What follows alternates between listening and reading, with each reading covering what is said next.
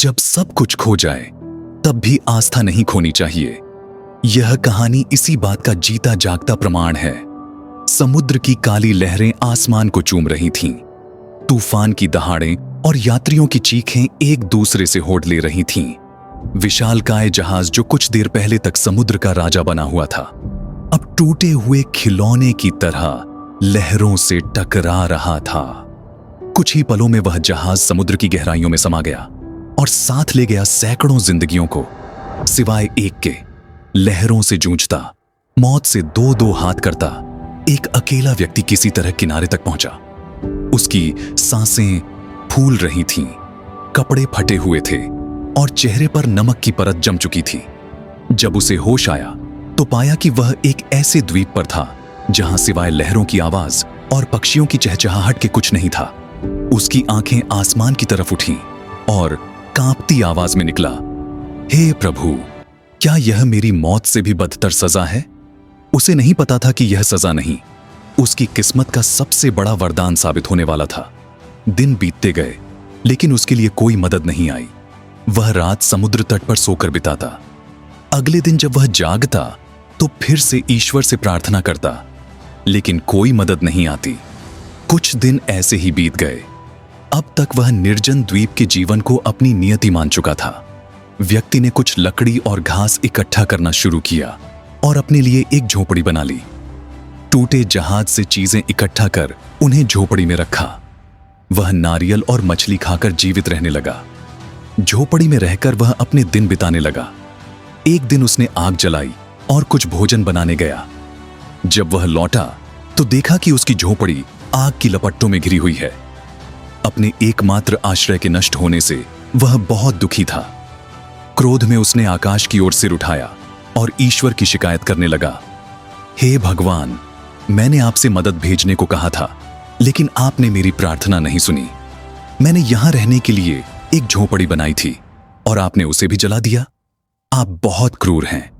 वह बहुत निराश था और रात तक ईश्वर की शिकायत करता रहा और फिर समुद्र तट पर सो गया।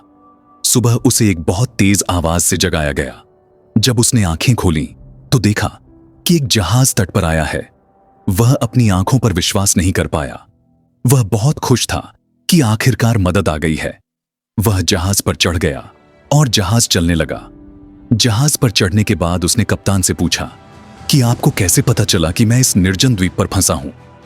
कप्तान ने जवाब दिया कि हमने द्वीप से आ रहा आपका आग का संकेत देखा।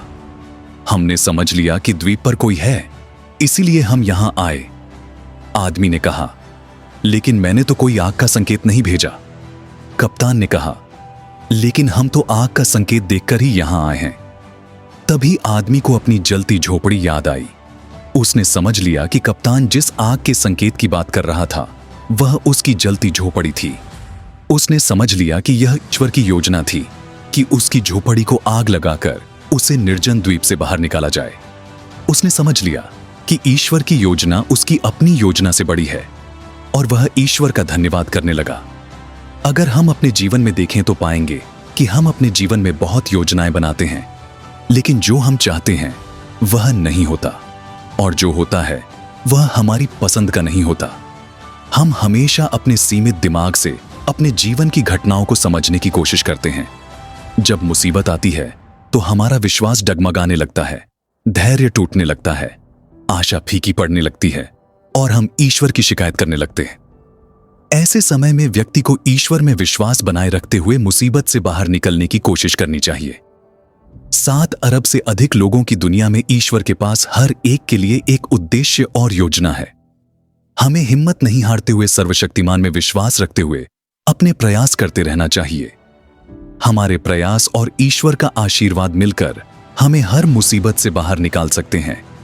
इसलिए जब भी आपके जीवन में ऐसा लगे कि आपकी योजना विफल हो रही है, सब कुछ आपकी इच्छा के विरुद्ध हो रहा है, तो हमेशा याद रखें कि शायद ईश्वर के पास आपके लिए कोई अन्य योजना है और उनकी योजना हमेशा आपकी योजना से बड़ी, बेहतर और श्रेष्ठ होती है।